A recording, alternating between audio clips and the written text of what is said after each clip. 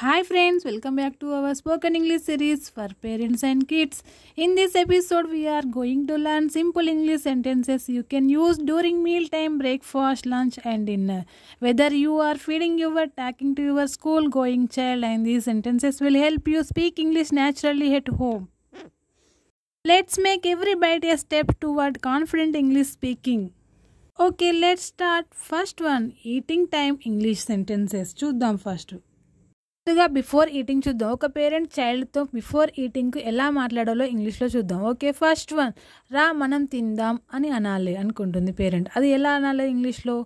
Come let's eat అంటే రా మనం తిందాము అని మీనింగ్ వస్తుంది. ఓకే, నెక్స్ట్ మనం తినడానికి ముందు చేతులు కడుక్కో అని ఇంగ్లీష్లో చెప్పాలనుకుంటుంది పేరెంట్. అది ఎలా చెప్పాలి? వాష్ యువర్ హ్యాండ్స్ ఫస్ట్ అంటే ముందు చేతులు కడుక్కో నువ్వు. ఓకే, నెక్స్ట్ వన్, టేబుల్ దగ్గర తిన్నగా కూర్చో అని చెప్పాలనుకుంటుంది. అది ఎలా? SIT properly at the table అంటే ప్రాపర్లీ అంటే సరిగ్గా కూర్చో అని మీనింగ్ వస్తుంది. ఎట్లా? SIT properly at the table దగ్గర తిన్నగా కూర్చో అల్లరి చేయకుండా అని మీనింగ్ వస్తుంది. ఓకే, నెక్స్ట్ వన్, తినే ముందు థ్యాంక్ యూ చెప్పు అంటే మనం ఫుడ్ ఆల్రెడీ వాళ్ళకి పెడుతున్నాం కాబట్టి ఫుడ్ పెట్టినందుకు నువ్వు థ్యాంక్ యూ అనేది చెప్పు అని నేర్పిస్తున్నది. అది ఎలా చెప్పాలి?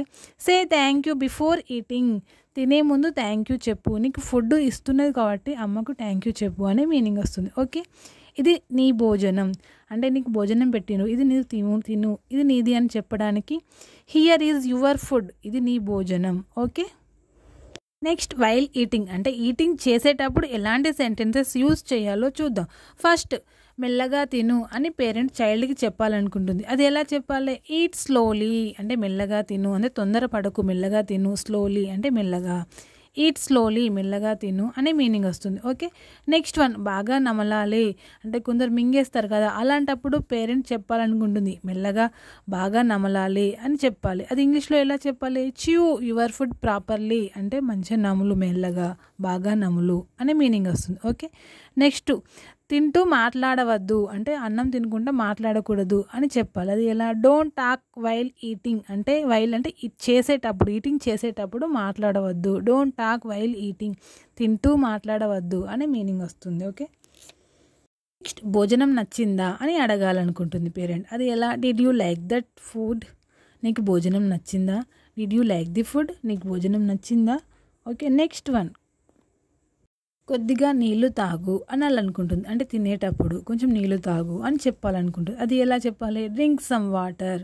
సమ్ అంటే కొంచెం నీళ్లు తాగు, డ్రింక్ సమ్ వాటర్ కొన్ని నీళ్లు తాగు. ఓకే, నెక్స్ట్ ఎంకరేజింగ్ సెంటెన్సెస్ చూద్దాం. ఒక పేరెంట్ చైల్డ్ని కొన్ని సందర్భాలలో ఎంకరేజ్ చేయాలి. అది ఏ విధంగా చేయాలో ఇంగ్లీష్లో చూద్దాం.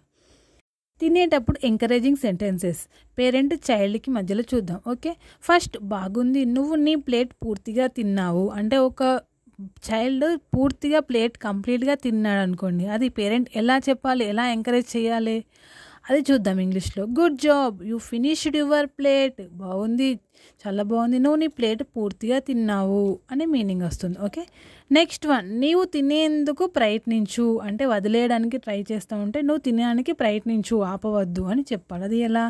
Try to eat on your own నువ్వు పూర్తిగా తినడానికి ప్రయత్నించు అనే మీనింగ్ వస్తుంది. ఓకే, నెక్స్ట్, ఒక ముక్క తిను అంటే ఇంకొక లాస్ట్ ఒక ముద్ద తిను అని చెప్తారు కదా పేరెంట్. అది ఇంగ్లీష్లో ఎలా చెప్పాలి? Take one more bite last ఒక్కటి తిను అని చెప్పడానికి take one more bite okay అని చెప్పచ్చు ఇంగ్లీష్లో. ఓకే, నెక్స్ట్, ఆహారం వృధా చేయవద్దు. కొందరు వదిలేస్తారు కదా అన్నం సరిపోయింది ఇక వద్దు అని, అది అలా వదిలేయకూడదు అని చెప్పడానికి డోంట్ వేస్ట్ ఫుడ్. వేస్ట్ అంటే వృధా చేయవద్దు. డోంట్ వేస్ట్ వృధా చేయవద్దు ఏంటిది? ఫుడ్ ఆహారం.